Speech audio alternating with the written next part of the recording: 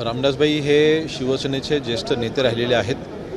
त्यावेळेस मातोश्रीवरती ज्या काही घडामोडी घडत होत्या, वंदनीय बाळासाहेबांच्या बाबतीमधील अनेक अंतर्गत गोष्टी ह्या रामदासभाईंसारख्या ज्येष्ठ नेत्यांना माहिती आहेत, त्याची कल्पना आहे।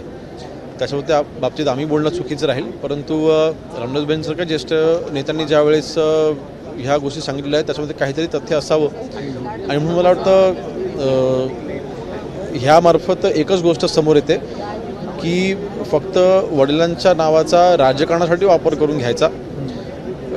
वंदनीय बाळासाहेब म्हणजे चिरंजीव म्हणून त्यांना आज शिवसैनिकांनी त्यावेळेस स्वीकारलं होतं, आता शिवसैनिकांनी नाकारलेलं आहे। परंतु त्यावेळेस साहेबांच्या नावाने जे काही राजकारण ते करत होते किंवा साहेबांच्या नंतर सगळी शिदोरी ही माझ्या हातात राहिली पाहिजे ह्यासाठी त्यांनी जे पक्षांतर त्यांनी जे कटकारस्थान केलं हे जगासमोर ज्ञात आहे। म्हणून मला वाटतं ह्या सगळ्या गोष्टींच्या मार्फत किंवा ह्या जेव्हा चर्चा होतात त्याला अशा गोष्टींना एक दुजोरा मिळतो आणि म्हणून मला वाटतं हे त्यांचंही कृत्य जगासमोर ज्ञात आहे।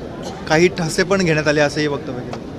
ही बघा, त्या बाबतीमध्ये सगळी कल्पना ही माननीय रामदासभाईंसारख्या ज्येष्ठ नेत्यांना आहे, आमच्यासारख्या तरुणांना त्याची कल्पना नाही। ज्यावेळेस शिवसैनिक हा हळहळत होता, वंदनीय बाळासाहेब आता आपल्याला कायमचे सोडून जाणार ही कल्पना देखील शिवसैनिकांना करवत नव्हती किंवा तो विचार देखील मनामध्ये तो स्वीकारायला शिवसैनिक त्यावेळेला तयार नव्हता।